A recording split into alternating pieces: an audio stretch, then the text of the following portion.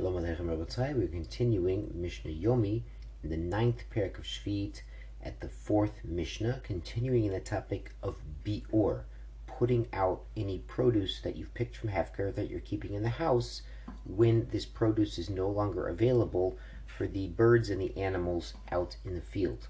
So Mishnah Dalet states, Ochlin al hamufkar. You can continue keeping what's in your house and eating it, and it's not yet subject to bi'or, on the basis of what's mufkar, what's ownerless, what's hefker, what's freely available. For instance, in a field that has no fence, no gate, so the animals can go in there and get whatever they want. Avol lo al hashamor, but not on something guarded. Now, this shamor doesn't mean there's somebody standing there with a spear who's going to prevent people from going in, because that would be usur on Sheviit. On Sheviit, you have to allow the produce to be accessible for people to come and take it.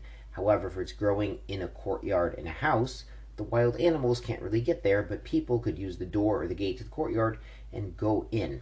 I've heard that it is sufficient if somebody wants to make his garden hefker on Sheviit, he could put a note on the garden that says the key to this lock is in my stender, in such and such shul on this street, so they can know where to find it, and they know where to find the stender, and if they want to take it, they'll go grab the key, from down the street, not from miles away, from down the street, and they'll go open it.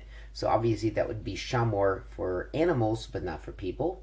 So that would not be okay for beer, but Rabbi Yossi matir afal shamar. He says even so, even if it's in a garden that's only accessible to human beings who can work the lock or the doorknob, it's still good enough, and you don't have to do beer yet if the produce is in such a place.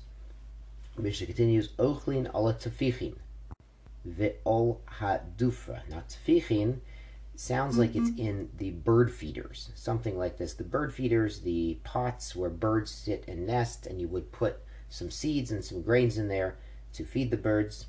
And the dufra is a tree that grows du, meaning two crops in 1 year. It gives you some fruits, and then a few months later it gives you more fruits. And both of these crops come out during the Shemitah year. So even if you have fruits from the firstborns, the early crop, as long as the later crop is still on such trees, you could keep it in the house, not yet subject to biur. Valo ala sitvaniot. Sitvaniot is from Lashon stav, meaning the autumn. Now the sitvaniot are the winter grapes. These are grapes that they start to ripen during the Shemitah year, but they don't fully ripen until the year is over and it's already winter. We mentioned such grapes in the 4th parak about how since they had chanata, blossoming, and they started ripening on the Shemitah year, then even though they're not really fully ripe until the next calendar year, they are considered Shemitah produce. Rabbi Yehuda has a qualification here. Rabbi Yehuda matir kol zman shebikru ad shelo yichle hakayetz. Rabbi Yehuda allows it, meaning allows you to keep the early ripening grapes in your house, not subject to biur, because these winter grapes, these later grapes are still available as long as they've started ripening. They're somewhat ripe before the kayetz is over, before the summer is over. So if there's some grapes like that, you could keep the other grapes in your house. Good. Mishnah Hey kovish shlosha kivoshim bechavit achat. He's pickling 3 different species in 1 barrel. So for instance, he might have tomatoes and big cucumbers and small cucumbers all in 1 barrel. Rabbi Eliezer Omer Ochlin al Harishon says you can keep eating the pickles out of this barrel until the Zman Biur arrives for the first one.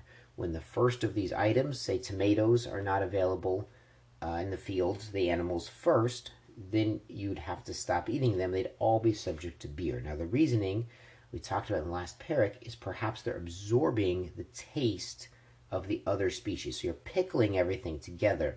We have a concept in halacha and kashrus, kavush kimevushal, that pickling, even though it's cold, it transfers tastes like cooking something in liquid in the same pot.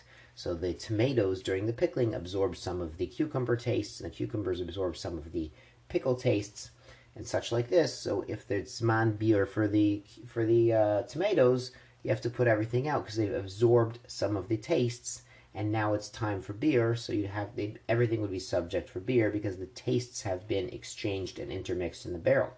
Bishua mer afala achron. Rabbi Yeshua is Mekel. He says you could wait until beer of the last item. Because Rabbi Yeshua, according to Bartanura, is saying that not only do the tastes that are subject to beer move around and switch places, but even the tastes that are mutter.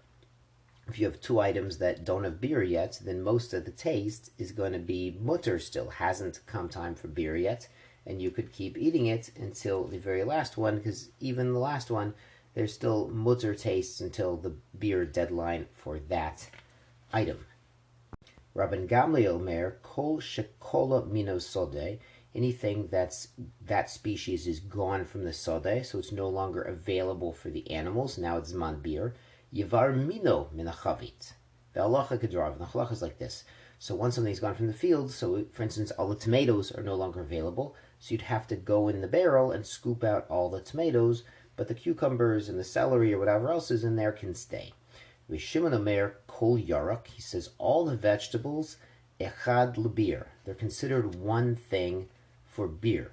So even if the tomatoes are gone, but the celery is still available in the field, you could leave everything in the barrel because vegetables are not a very chashuv food and they're basically interchangeable. If you send someone to the store and say, please get me vegetables, if you don't give them a specific vegetable, then really anything will do. You just needed some vegetables. It's not like you needed chicken or beef or something specific. You just needed some vegetables, and they're sort of more or less interchangeable, according to Rabbi Shimon.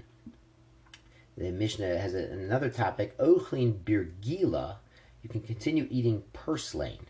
And purslane is interesting because it grows out in the wild. It's not such a chashuv thing that's always domesticated and farmed. It can grow wild also, so it's hard to tell if the wild animals still have purslane available. You can ochlin birgila, keep eating your purslane, keep it in your house, od sheyichle sigariot mibikat bet charon, until the cigars, there's actually these artichokes, are dried up from the valley of Beit Netofa. Now the valley of Beit Netofa was in a valley that got a lot of rainfall, so the artichokes there lasted a long time and were basically the last artichokes available. So as long as there's still artichokes there, then purslane, which similarly can last a long time, but it's hard to find, similarly the purslane is still available to the animals and not dried up yet.